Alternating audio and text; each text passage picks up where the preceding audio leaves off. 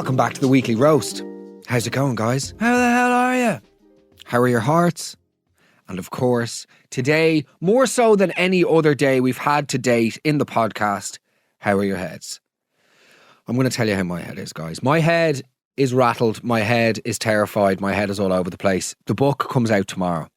It is the biggest day of my life. Genuinely, it's one of those moments where I feel like, because it's about my life, you know, the majority of my 33 years on this earth have been gearing towards this moment. I can barely even describe to you the terror that is free-flowing through my veins and arteries at all times at the moment. So look, this is the final call to action, the final plea. Thank you all so much for your kind messages about the interviews that have gone out so far. I'm really blown away by it and touched, and I don't want to go over the top with the gushing because I'll probably end up crying. But what I will say is, you don't realise the difference that it's made to me. So thank you so much. Yeah, life is very, very different now. And I just really, really and truly appreciate all your support. So look, if you want to get the book, it's out tomorrow. Do me a favour. Go into your nearest Eason's, go into your nearest bookshop, pick up a copy off the shelves. Or if you wish, you can order it online and it will be delivered straight to your house. Please be one of the good people. Be one of the people who shows the love, shows the support. If you've been enjoying the podcast, even if you don't want to read the book, just grab a copy. I would be forever grateful.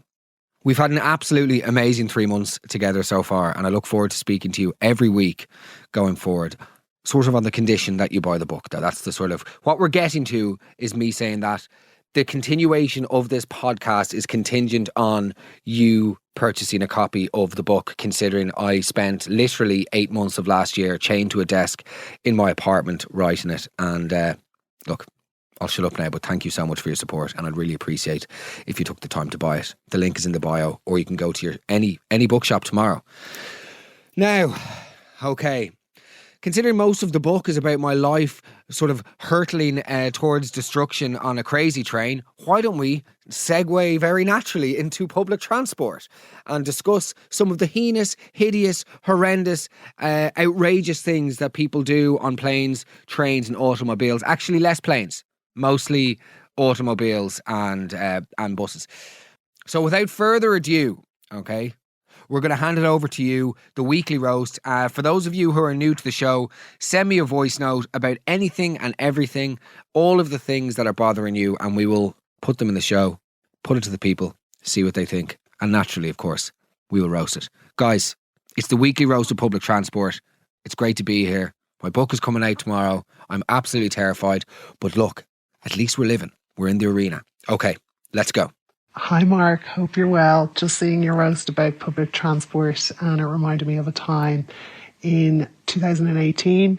I was about 8 months pregnant and I was getting the bus into Holles Street one bright early morning at Stillorgan, and a young guy came up to me at the bus stop. I'd say he was in his early 20s. He had a school bag on his back and he asked me if he could rub my belly. What?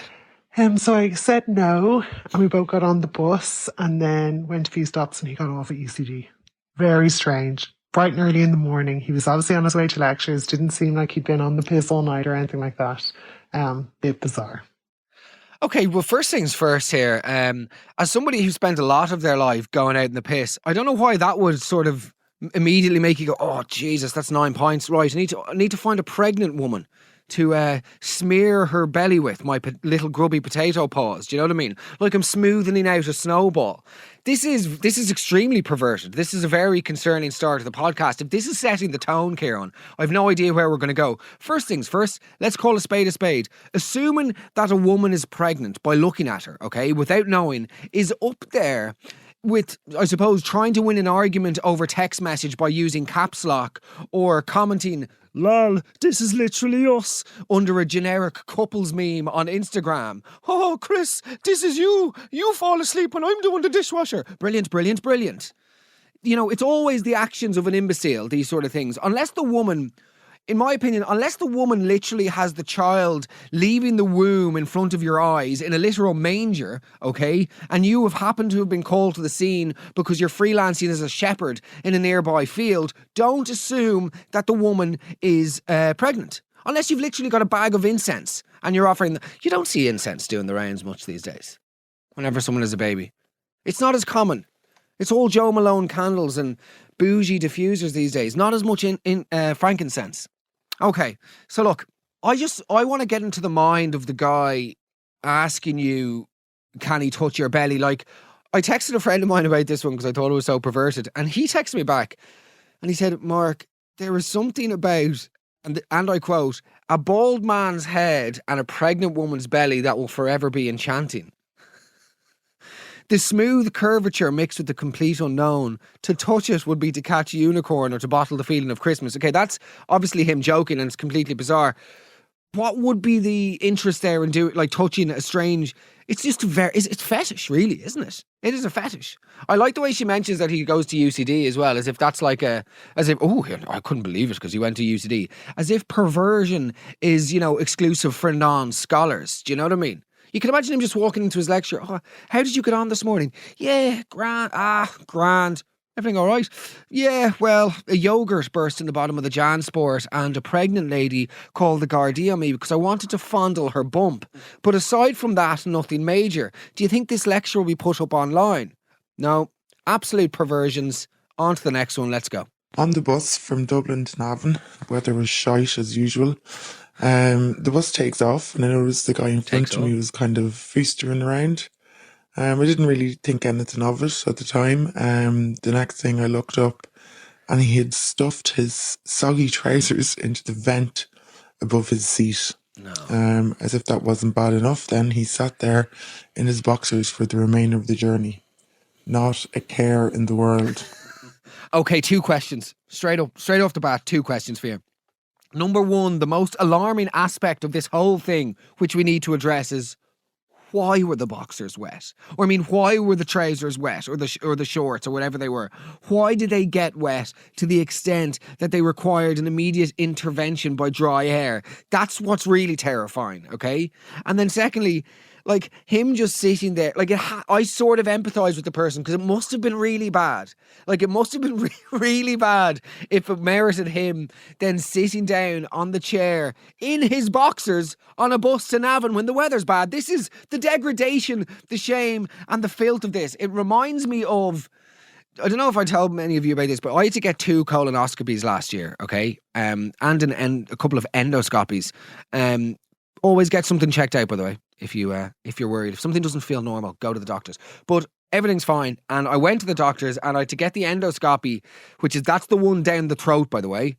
And then the colonoscopy's up the other end. So I effectively got spit roasted. Do you know what I mean? It's a novel experience and there's a lot of anxiety surrounding it. By the way, woke up during the second colonoscopy. Good stuff. Literally woke up. Yeah. Yeah, apparently more and harder, isn't it? Brilliant. Brilliant, Mark. The juvenility of that. But anyway, the guy in the boxers, it reminds me of, and the shame, it reminds me of when I was in the ward, before they give you the tea and toast afterwards and you're still a bit woozy, okay? They give you these, like, underwear to wear that aren't your own, okay? They're more thin than the ones that you get if you're ever getting a massage. You could pour 4 litres of olive oil, okay, over a thin sheet of crepe paper and it still wouldn't be as see-through as a pair of these little troublemakers. Honestly, they are the most... Just let me be nude. I'd be less embarrassed if I was naked. Using these little... They're literally translucent. Some people listening will know what I'm talking about. They're literally these little translucent things and I have to sort of shuffle over to the jacks with the robe open from the back and people can just see this mesh arse. I look like C-Mat at the fucking Brit Awards. Like, my arse looked like the sort of white paper on the inside of a bag of chips if you've asked for extra vinegar. Do you know what I mean? Jokes about chippers, let's go.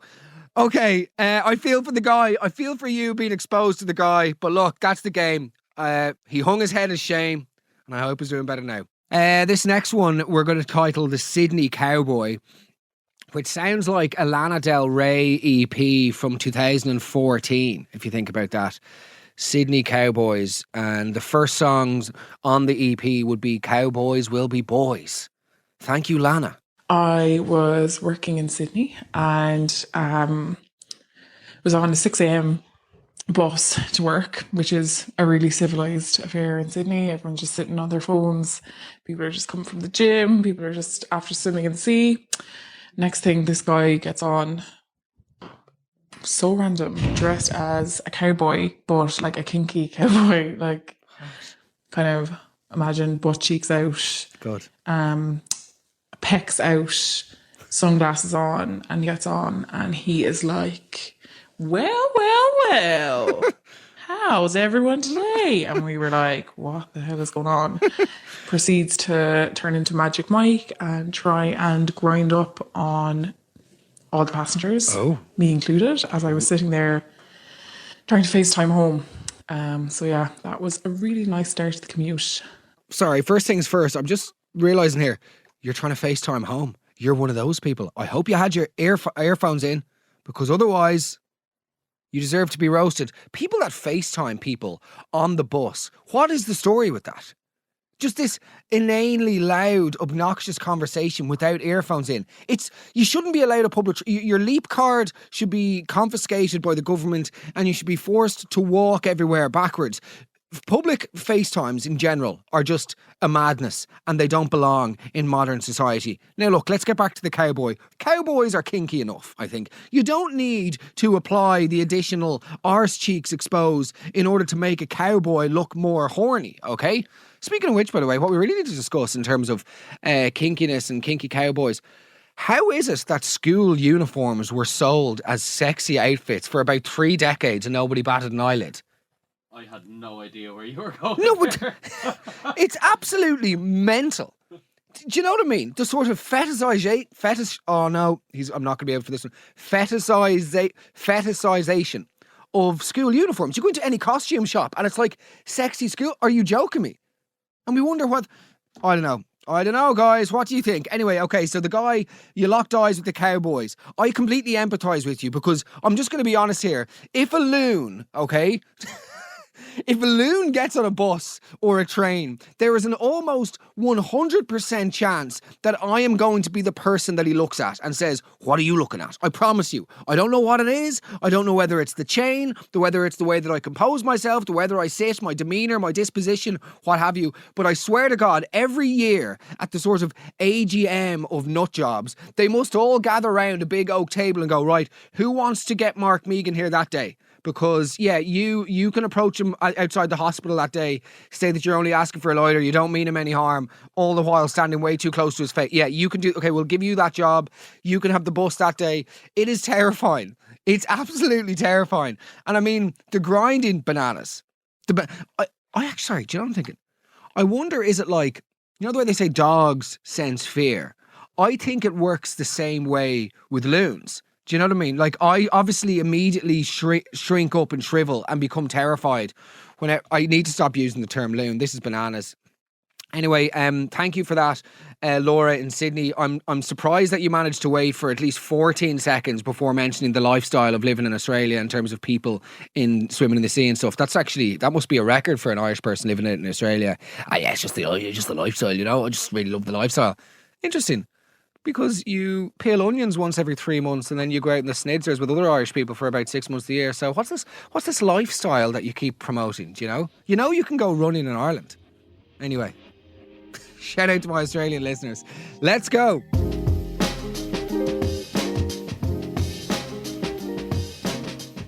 Are you feeling hungry? No? Good. Well, you won't be after this section because we're at the fast food section of the podcast. It's fast and it's about food. And it's over to you. Let's go. So I was coming from Cork to Dublin a couple of years ago, like middle of July, 20 something degrees, like the bus is roasting. We're just coming up the quays in Dublin, so this is like a good 3 hours into the journey. And this guy across from me takes something out of his pocket and like taps it on the kind of ledge of the window. Oh God. And I look over and it's a hard-boiled egg. So he like peels the egg, just starts taking bites out of it, sitting on the bus. Okay, of all the hard things middle-aged men seem to produce from their trousers on cross-country bus services, I was not expecting a boiled egg. What an absolute mad joke. Brilliant. Scrambling for comedy. Brilliant. Poaching the internet for more puns. Brilliant. Benedict jokes instead of actual humour. Brilliant. Okay, yeah. Hard-boiled egg is up there. I was expecting something worse, to be brutally honest. In lieu of a phallus or his penis, we'll wait for the Willy Willy Bum Bum section for that. I was expecting something like fish related, because that for me is the worst. Like the juice at the bottom of a tin of tuna. Next to bin juice, or, you know, food that gets caught in the centre of the sink until it just resembles sort of like baby food, like rusks or something, just unidentifiable slop. That is the worst thing on earth, tuna tin juice. It's as close as I will ever come to slurping nectar from the loins of Lucifer. Okay? That's how strongly I feel. Tuna tin juice makes me literally squirm. And in a sea of unpleasant smells, tuna tin juice, I can't even say it, is the great white shark. It's the king of the kingdom. Yeah, one man producing egg from trouser. It's not great. It's not great, to be honest, of a Tuesday. But look, that's the game. Next up.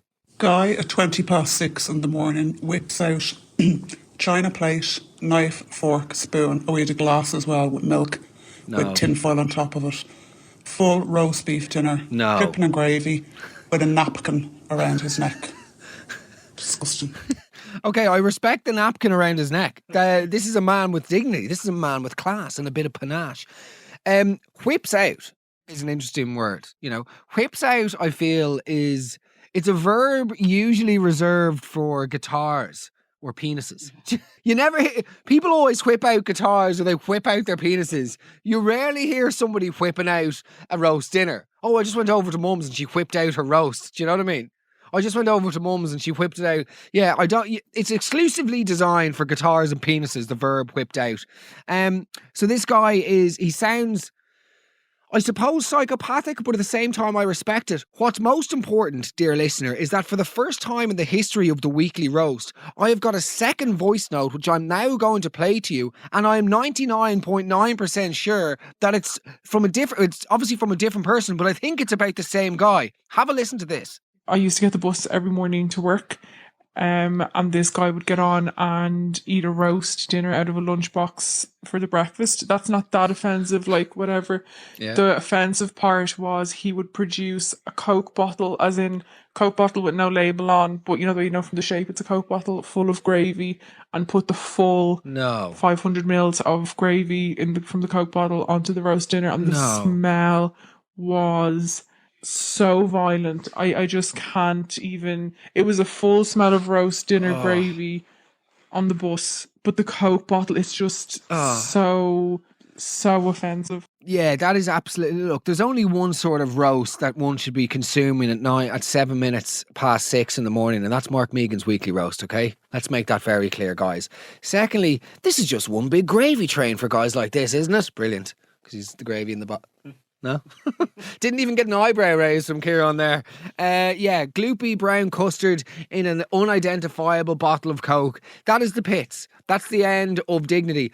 Because I know that some people, maybe he was on night shifts, maybe he lives in reverse clock, I don't know. Do we sympathise? Do we not? Now, this next one, I suspect, is going to be divisive, because I think I've heard variations of this I feel like everybody listening to this now will have heard some version of this story themselves in their own town. So, you probably won't be able to use this, but I was getting from Dublin Airport, when I just flown back from the States for the first time after the pandemic. I used to live in a real remote part of the States, so I hadn't seen or heard from an Irish person in about 2 years. So anyway, I found myself in it was around 6 a.m, so it was just me, the bus driver, and presumably his other bus driver mate on the bus. So they're up the front chatting, and I remember thinking how nice it was to hear the Irish accent again after so long. But then, so the long and the short of it was the bus driver said he had caught the owners of the local Chinese stealing ducks from the park, and how he was delighted with himself now because he was blackmailing them into getting extra meals and chicken balls and stuff for free when he used to order. So after that, immediately put the headphones in, and so yeah, not sure what else to say about that particular aircoach journey, other than the bus driver was absolutely quack. He's gone for the quack fun. I absolutely love it. Yeah, okay, a lot to unpack here. First things first, as someone who lived out of the country for most of my adult life, I completely identify with the whole touching down in Dublin and wanting to hear the Irish accent, followed by the almost instantaneous regret whenever they start opening their mouths. Like, I remember, I'd be coming in from London and I'd get into a taxi. It'd be coming up towards Christmas. It'd be really, you'd be really stressed. It's the 21st of December. You haven't bought any Christmas presents. You jump into the taxi and then he starts talking to you, because of course he does. Because you see, I feel like taxi drivers have an almost telepathic ability of recognizing when you don't want to talk and then using that as the exact moment to start a conversation. Do you know what I mean? They're worse than 4 hairdressers or South Dublin girls at an after session at 7 a.m. Do you ever just think it's sort of sad that gorillas are so unbelievably smart and similar to us, but will never get to go to Mykonos? Yeah, okay. No, but you know what I mean? You get into the taxi and he'll start asking you, so were you away, were you? Excuse me? Were you away? You collected me at the airport. Do you know what I mean? I have 2 suitcases. I'm holding 8 Toblerones. Yes, I was away. Where were you? London. I live there. London's a good old spot, I'll tell you that for free. For free, is it? Do you usually charge consultancy fees at the G8 summit? Do you know what I mean? This is absolutely madness. And then the second part of your story, okay, about the Chinese restaurant using ducks or seagulls or out the back, using seagulls, trying to catch seagulls to serve in the menu. I always thought that this was a really highly complicated and intricate way of, circumventing the laws or the cost prices of chicken fillet. Surely that's less time efficient than going to some wholesale place and just buying chicken, having 2 of the staff members out the back with a rope and a bucket trying to catch a fucking seagull. How many seagulls would you need to catch to make seagull balls? The Chinese have been done so dirty with this rumour. It's also, when you think about it, the Chinese have been done dirty so often. Chinese burns. Do you know what I mean? I know loads of Chinese people. Not one of them has ever grabbed my wrist. Chinese whispers. Again, I have lots of Chinese friends. It's like the meme, but I know loads of Chinese friends. None of them have been gossipy. We get done with the Irish exit or the Irish car bomb, and then they get done with the burns and the whispers.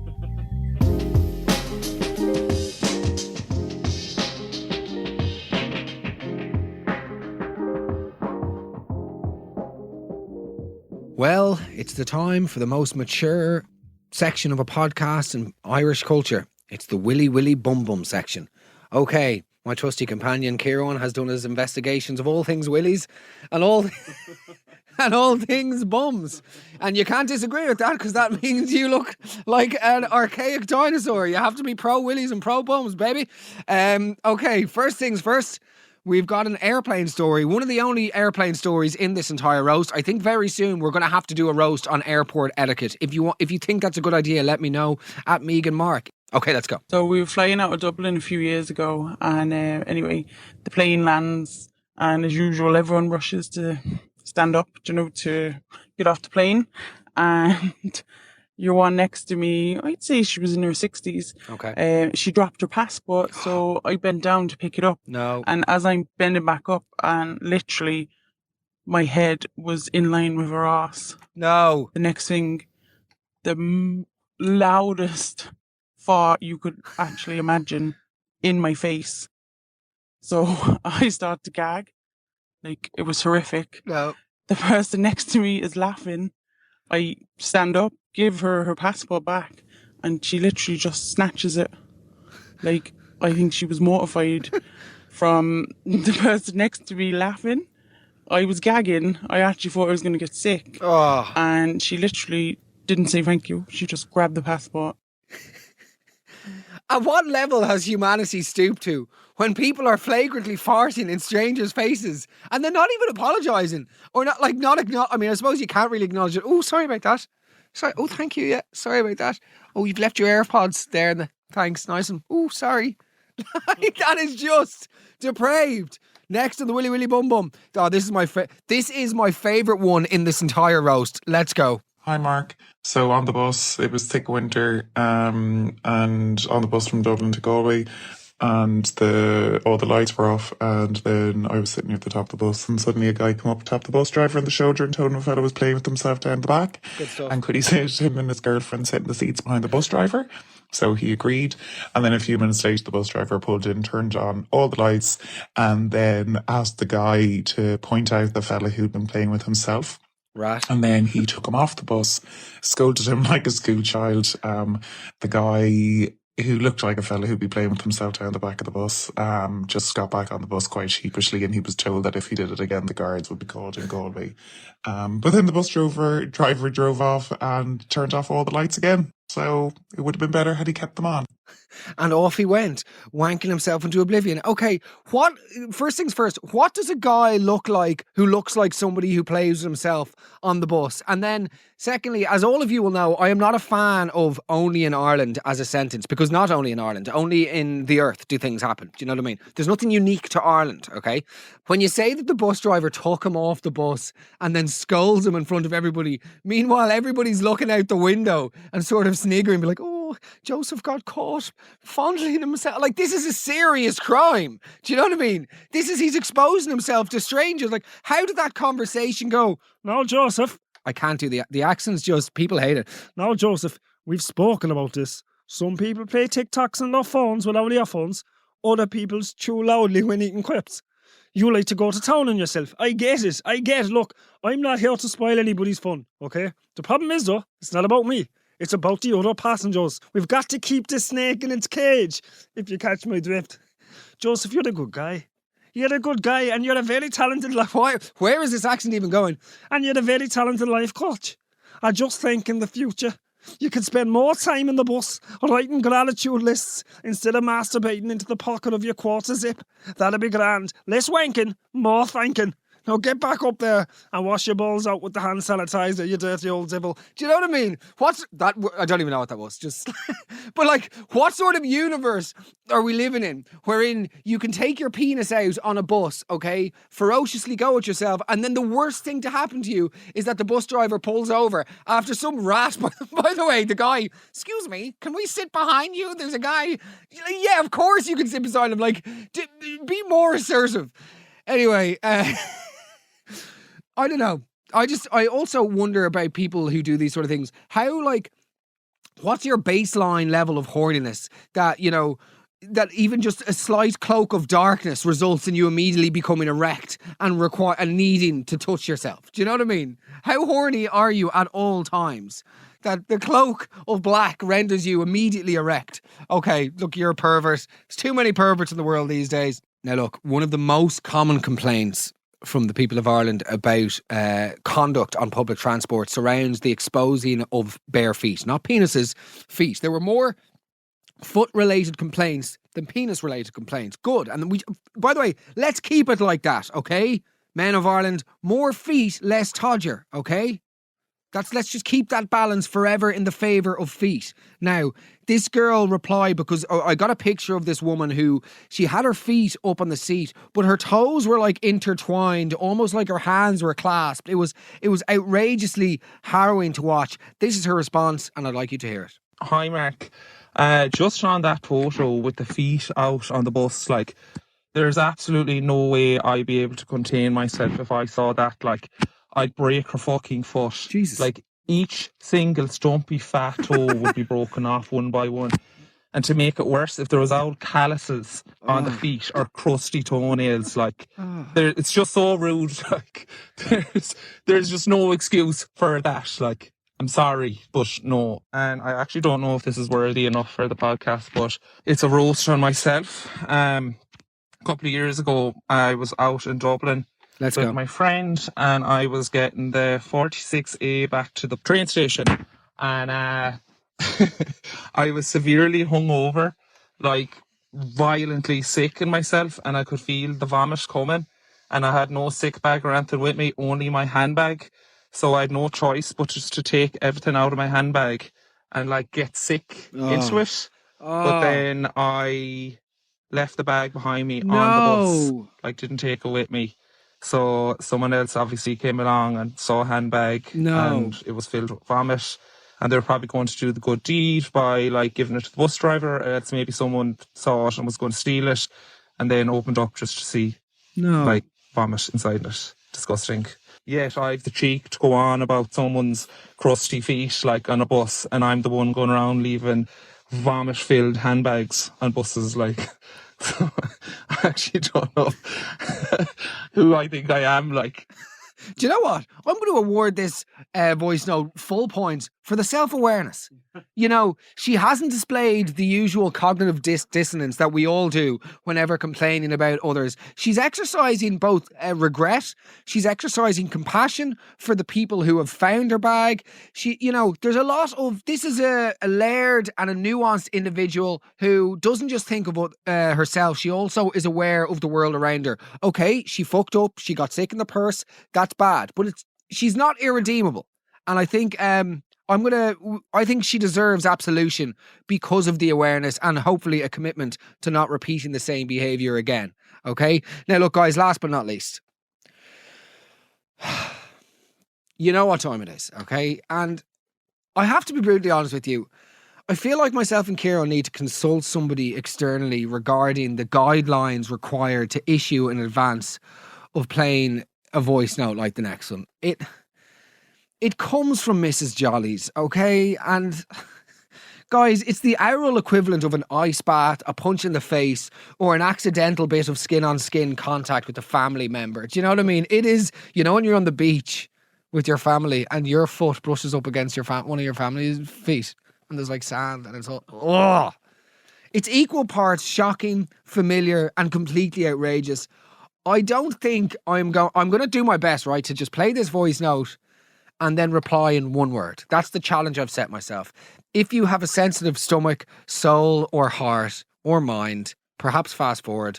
Otherwise, strap yourselves in, brace yourself. Hey Mark, I do love our weekly catch-ups. This one is a good one, I think, in regards to roasting people and what they do on public transport. I was on my way home from a trip to France with a group of friends. Group of us decided to get together and head to France.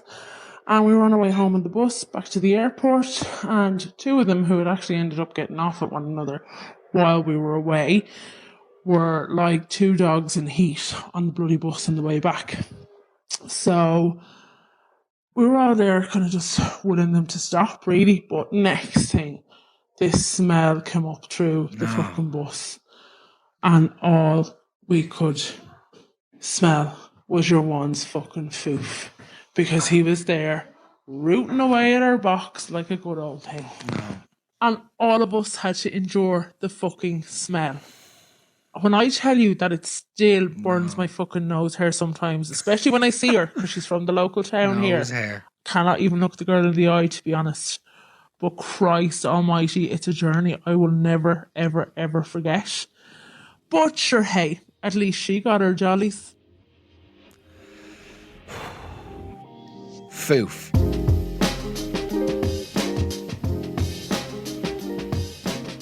I'm beginning to realise with all of these roasts, guys, it seems the problem seems to be just people. The problems tend to arise in the world when people get involved. We would all be sometimes safer if we were to just exist as islands, Okay, last section. Let's go. For the future, you know what to do. DM me on Instagram at Mehigan Mark if you're enjoying the show. Here we go. People that watch Instagram, TikTok or YouTube without earphones on public transport should be arrested. It doesn't matter what time of day it is. No one wants to hear it. Yeah, I agree with this 1000%. I don't know how this is happening, by the way, but to mention my colonoscopy again, when I was in the hospital ward before I was going in for it. Now, bear in mind, I was like really, really nervous, as most people would be, okay? They'd be experiencing anxiety surrounding not just the procedure, but also the potentiality of what the results might consist of. And I was lying there and I was trying to like deep breathe and just get out of my head anxiety wise.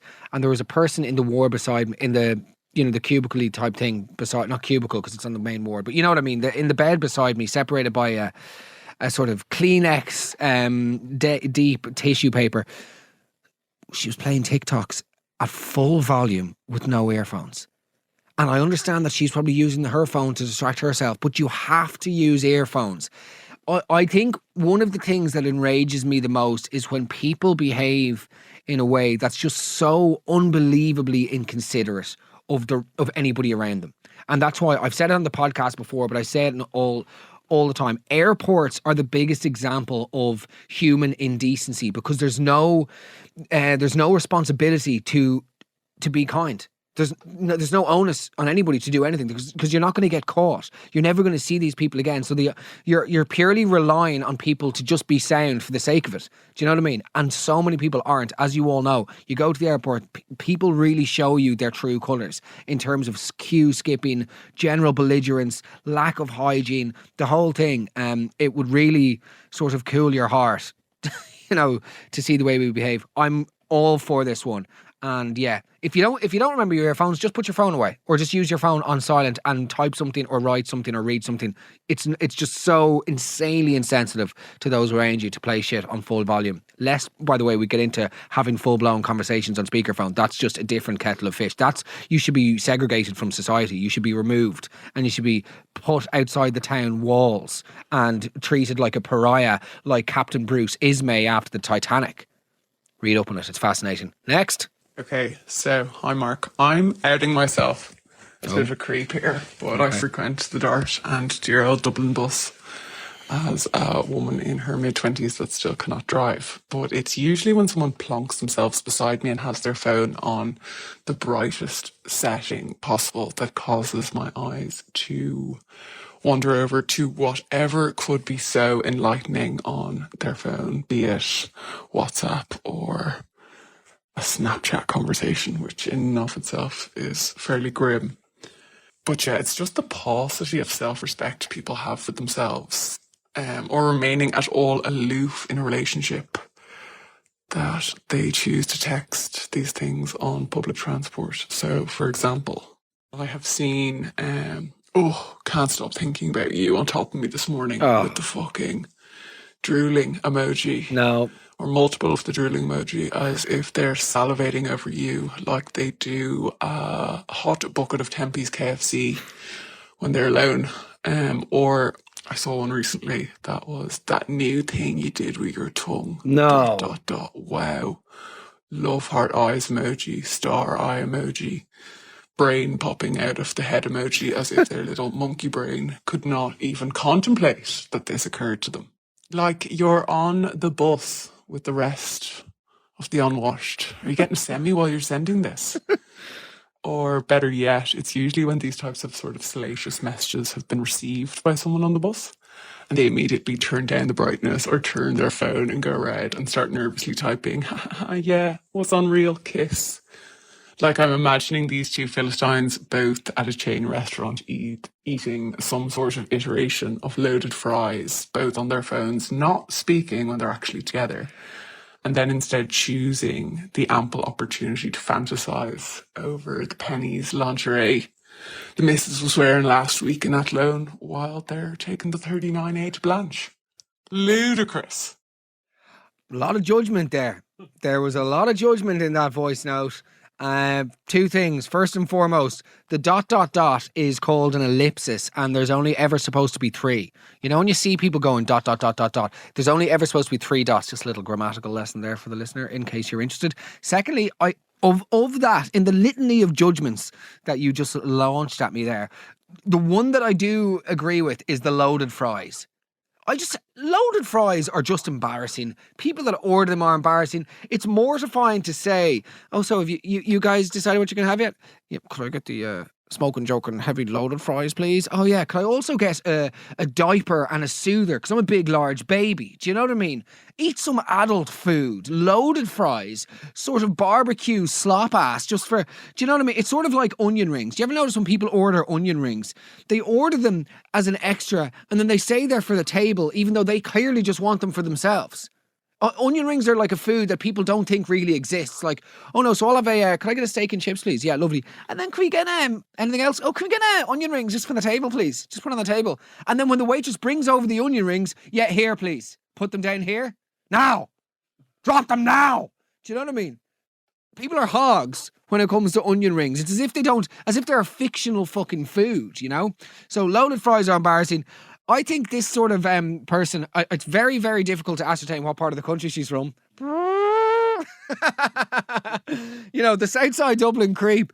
She has or he, by the way, or he. This is completely anonymous. To all you bedroom Jessica Fletchers out there. Yeah, I think I do not agree with reading messages over people's shoulders. We all do it. That's the game. It's fine when it's a Kindle, less so when it's a device and they're talking about loving you being on top of me. And now we've saved the lowest, not the least, but the lowest for the last. And not every podcast has a happy ending.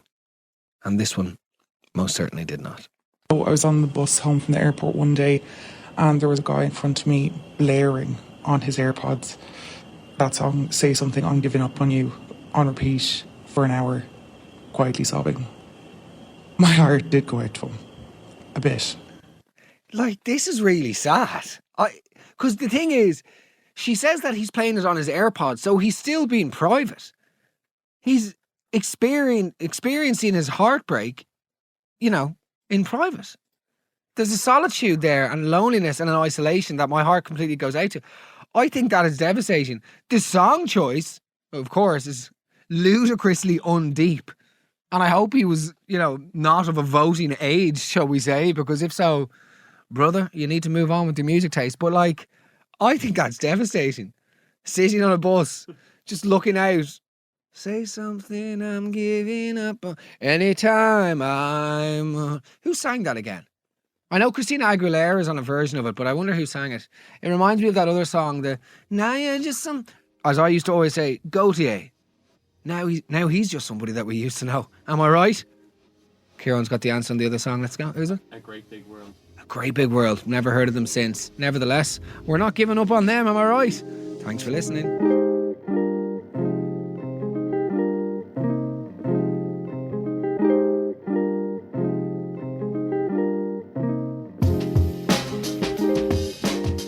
There you go, guys. Thank you so much. Okay, look, it's the night before. The book is coming out tomorrow. So look, I can't say it again. Please buy the book. Look, hopefully it might be of some help to you or to somebody that you may know. Or at the very least, it will give you some interesting insights into my background, my sort of origin story, as it were. And how things have panned out for me over the last 10 or so years. Look, I really appreciate your support of the podcast each week. I really do. But now would be an amazing time to sort of, I suppose, showcase that support by grabbing a copy. Send me a DM if you pick up a book, and I will do my best to give you a 30-second roast if that's what you're after. So to everybody that gets a copy tomorrow on March the 14th, I will send you a little personalised roast on Instagram for you or for one of your family or friends. Okay? There you go. That's my final appeal. The link is in the bio if you want to order it. Otherwise, it'll be in all the bookshops as of tomorrow. So yeah, March 14th. This is not a self-help book. Available everywhere. Thank you so much for the support. As always, send me your suggestions on what you'd like to see roasted next at Mehigan Mark on Instagram. And most importantly, above all else, mind yourself. Keep the heads and the hearts happy. Speak to you soon. All the best. Bye-bye.